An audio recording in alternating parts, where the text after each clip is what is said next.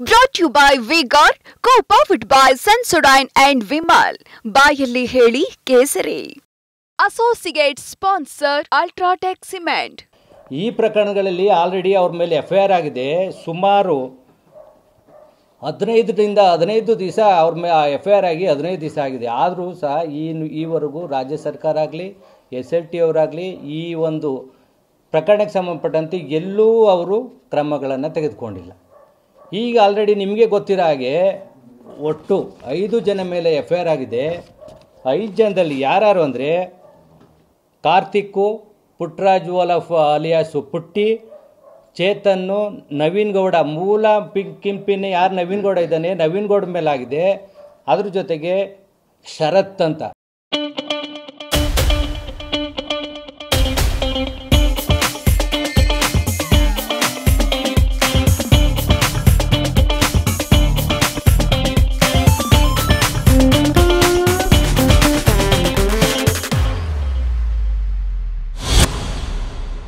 ಶರತ್ ಅಂತ ಗೊತ್ತಿರಬೇಕು.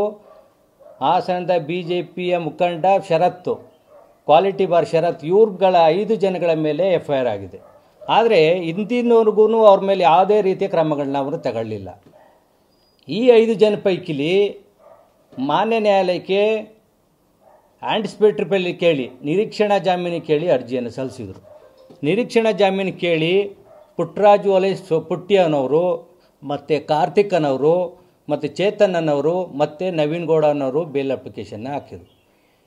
ಈ ಬೇಲ್ ಅಪ್ಲಿಕೇಶನ್ನ ಮಾನ್ಯ ನ್ಯಾಯಾಲಯ ವಿಚಾರಣೆಯನ್ನು ಮಾಡಿ ಆರ್ಗ್ಯುಮೆಂಟ್ನ ಕೇಳಿ ಇದು ಘೋರ ಅಪರಾಧ ಆಗಿದೆ, ಇವ್ರ ಮೇಲೆ ಸೂಕ್ತ ಕಾನೂನು ಕ್ರಮ ಆಗಲೇಬೇಕಾಗಿದೆ ಅಂದ್ಕೊಂಡು ಈ ದಿನ ಈ ಬೇಲ್ ಅಪ್ಲಿಕೇಶನ್ನ ವಜಾ ಮಾಡಿದ್ದಾರೆ.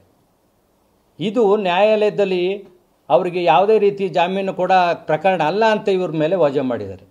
ಆದರೆ ಈ ವಿಚಾರ ಸರ್ಕಾರಕ್ಕೆ ಏನಕ್ಕೆ ಮನವರಿಕೆ ಆಗ್ತಾ ಇದೆ ಅಂತ ಗೊತ್ತಾಗ್ತಾ ಇಲ್ಲ ನಮಗೆ. ಈ ದಿನ ಮುಂದಕ್ಕಾದ್ರೂ ಸರ್ಕಾರ ಎಚ್ಚೆತ್ತುಕೊಂಡು ಈ ಬೇಲ್ ಅಪ್ಲಿಕೇಶನ್ ಏನು ರಿಜೆಕ್ಟ್ ಆಗಿದೆ, ಏನು 33/24 ಎಫ್ಐಆರ್ ಆಗಿದೆ, ಈ ವ್ಯಕ್ತಿಗಳು ಯಾರು 5 ಜನ ಇದ್ದಾರೆ, ಯಾಕೆ ಇವ್ರನ್ನ ನೀವು ಬಂಧನ ಮಾಡ್ತಾ ಇಲ್ಲ? HD ರೇವಣ್ಣ ಅವ್ರನ್ನ ಅವರಿಗೆ 7 ವರ್ಷ ಸಜೆ ಇರೋಂಥ ಪ್ರಕರಣದಲ್ಲಿ ಎಫ್ಐಆರ್ ಹಾಕಿ 3 ದಿವಸದೊಳಗೆ SLT ಅವ್ರ ಮೇಲೆ ಕಸ್ಟಡಿ ತಾಳ್ತೀರಿ.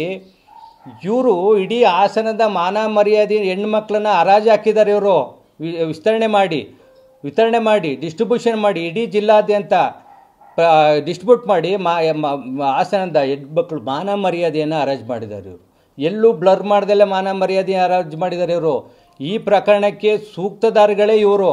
ಆದರೆ ಇವ್ರ ಮೇಲೆ ಯಾಕೆ ನೀವು ಇಷ್ಟಿಂದವರೆಗೂ ಪ್ರಕರಣಗಳು ರಾಜ್ಯ ಸರ್ಕಾರ ಇವ್ರ ಮೇಲೆ ಕ್ರಮ ತಗೊಂಡಿಲ್ಲ? ಇವತ್ತಾದರೂ ಅವ್ರಿಗೂ ಬೇಲ್ ಅಪ್ಲಿಕೇಶನ್ ವಜಾ ಆಗಿದೆ.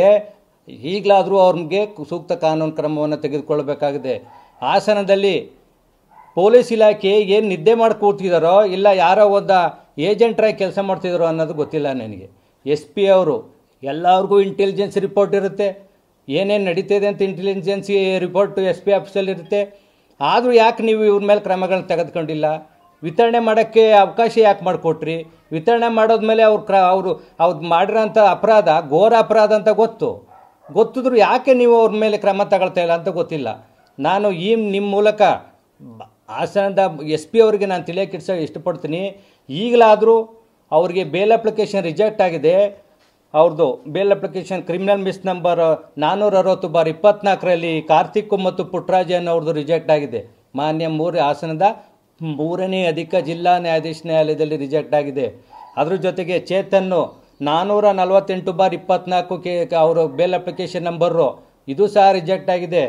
ಆಮೇಲೆ ನವೀನ್ ಗೌಡ ಏನು ಈ ವಿತರಣೆ ಮಾಡೋಕ್ಕೆ ಕಿಂಗ್ ಪಿನ್ ಅಂತ ಹೇಳ್ತಾರೆ, ಇವಂದು 452/24 ಇದು ರಿಜೆಕ್ಟ್ ಆಗಿದೆ. ಈಗಲಾದರೂ ನಾನು SP ಅವರಲ್ಲಿ ಕೇಳಕ್ಕೆ ಇದು ಮಾಡ್ತೀನಿ, ನಿಮ್ಮಲ್ಲಿ ಪಾರದರ್ಶಕತೆ ಏನಾದರೂ ಇದ್ದರೆ ದಯಮಾಡಿ ಏನು ವಿತರಣೆ ಮಾಡಿದ್ರು ಹಾಸನದ ಹೆಣ್ಮಕ್ಳನ್ನ ಗೌರವವನ್ನು ಹಾಳು ಮಾಡಿದ್ರು ಇವ್ರ ವಿರುದ್ಧವಾಗಿ ಸೂಕ್ತ ಕಾನೂನು ಕ್ರಮ ತಗೊಳ್ಳಲೇಬೇಕು ಅಂತ ಈ ಮೂಲಕ ನಿಮ್ಮನ್ನು ಕೇಳ್ಕೊಳ್ತೀನಿ ಸರ್.